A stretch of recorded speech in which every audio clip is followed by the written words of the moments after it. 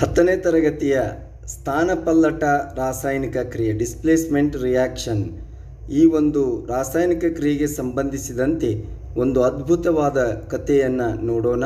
ಪ್ರಸ್ತುತಿ ರಾಜು ಭೂಶೆಟ್ಟಿ. ಒಂದು ಕಾಲದಲ್ಲಿ ತಾಮ್ರದ ಸಲ್ಫೇಟ್ ಎನ್ನುವ ಒಂದು ರಾಜ್ಯ ಇತ್ತು. ಈ ರಾಜ್ಯವನ್ನು ತಾಮ್ರ ಎಂಬ ದೊರೆಯು ಆಳುತ್ತಿದ್ದನು. ಆ ದೊರೆಯು ತನ್ನಷ್ಟು ಬಲಿಷ್ಠ ಯಾರೂ ಇಲ್ಲ ಎಂಬ ಭಾವನೆ ಹೊಂದಿದವನಾಗಿದ್ದನು. ತನ್ನ ರಾಜ್ಯದ ಮೇಲೆ ಯಾರೂ ಕೂಡ ಎಂದಿಗೂ ದಾಳಿ ಮಾಡಲಾರರು ಎಂಬ ಮನೋಭಾವವನ್ನು ಕೂಡ ಹೊಂದಿದವನಾಗಿದ್ದನು.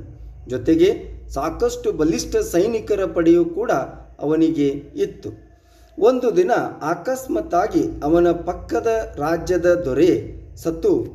ಇಲ್ಲಿ ರಾಸಾಯನಿಕ ಕ್ರಿಯೆಯಲ್ಲಿ ಗಮನಿಸ್ಬೋದು, ಈ ಒಂದು ಸತ್ತು ದೊರೆಯು ಅನಿರೀಕ್ಷಿತವಾಗಿ ತಾಮ್ರದ ಸಲ್ಫೇಟ್ ರಾಜ್ಯದ ಮೇಲೆ ದಾಳಿ ಮಾಡ್ತಾನೆ.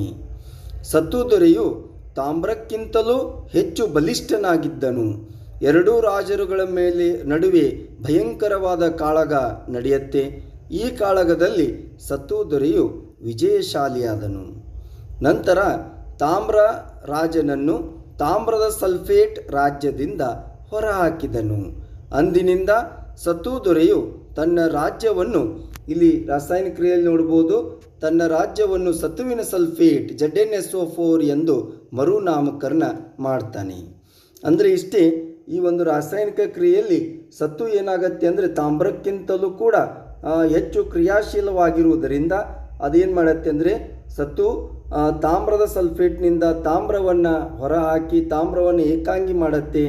ನಂತರ ಈ ಒಂದು ತಾಮ್ರದ ಸಲ್ಫೇಟ್ ಸ್ಥಾನವನ್ನು ಸತ್ತು ಆಕ್ರಮಿಸಿ ಅದು ಸತ್ತುವಿನ ಸಲ್ಫೇಟ್ ಆಗಿರುವುದನ್ನು ನಾವಿಲ್ಲಿ ಗಮನಿಸಬಹುದು. ಹಾಗಾದರೆ ಸ್ಥಾನಪಲ್ಲಟ ಕ್ರಿಯೆ ಎಂದರೇನು ಎಂಬುದನ್ನು ನಾವು ನಿರ್ಣಯಿಸುವುದಾದರೆ, ಒಂದು ಹೆಚ್ಚು ಕ್ರಿಯಾಶೀಲ ಧಾತು ಕಡಿಮೆ ಕ್ರಿಯಾಶೀಲ ಧಾತುವನ್ನು ಅದರ ಸಂಯೋಗದಿಂದ ಹೊರಹಾಕಿ ಅದರ ಸ್ಥಾನವನ್ನು ಪಡೆಯುವುದನ್ನೇ ನಾವು ಸ್ಥಾನಪಲ್ಲಟ ಕ್ರಿಯೆ ಎಂದು ಕರೆಯುತ್ತೇವೆ. ಈ ರೀತಿಯ ಇನ್ನೂ ಹಲವಾರು ಕಥೆಗಳನ್ನು ಮುಂದಿನ ವಿಡಿಯೋದಲ್ಲಿ ನೋಡೋಣ. ಧನ್ಯವಾದಗಳು.